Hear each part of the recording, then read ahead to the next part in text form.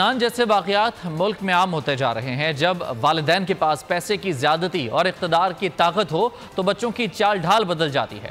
ماہر دماغی امراض ڈاکٹر معیز کی بول سے خصوصی گفتگو۔ کہا بدفعلی کے واقعات بڑھنے کی وجہ فرسٹریشن اور دماغی مسائل ہیں۔ ملک میں سزائیں ایسے دی جائیں جو سب کو نظر آئیں۔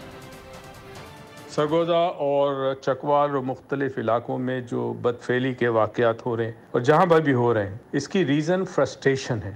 اسکول ہو، مدارس ہو، کوئی بھی جگہ ایسی ہو جہاں بچے جمع ہوتے ہوں، تعلیم کے لیے ہو، کوئی سپورٹس کا ہو جگہ، کوئی جمنیزیم ہو، جو اساتذہ ہوتا ہے ان کے گھروں میں بھی پرابلم ہے۔ گھر کے پرابلم ذہن پہ اثر کرتے ہیں۔ جب ذہن پہ اثر کرتے ہیں تو انسان کے اندر ایک جنون کی کیفیت پیدا ہوتی ہے، اور اس جنون کی کیفیت میں وہ فرسٹریشن نکلتی ہے اس عمل سے جو بظاہر ان کے لیے فرسٹریشن نکالنے کا عمل تھا، مگر یہ عمل بڑا گھناؤنا اور بڑا ظالم عمل ہے۔ تو اس کے لیے فوراً ایسے لوگوں کو سزا ایسی دی جائے کہ وہ نظر آئے۔ جب آپ کسی ایسے مجرم کو پکڑیں اور اس کو جب سزا دیں تو وہ سزا دیتے وقت سامنے پورا پاکستان کا میڈیا ہو، سوشل میڈیا ہو، اور وہ سزا کو ریکارڈ کرے، پھانسی دے، گردن کاٹے تلوار سے، وہ نظر آئے گا، لوگوں کو پتہ چلے گا، تو یہ حرکت ہے جو رک سکتی ہے۔ ورنہ یہ معاشرہ جنگل کے قانون سے زیادہ خطرناک ہو چکا ہے۔ جنگل میں پھر بھی کوئی قانون ہے، یہاں لا قانونیت ہے، یہاں کچھ نہیں ہو سکتا جب تک آپ سزا دکھائیں گے نہیں لوگوں کو، تاکہ لوگوں میں ڈر پھیلے۔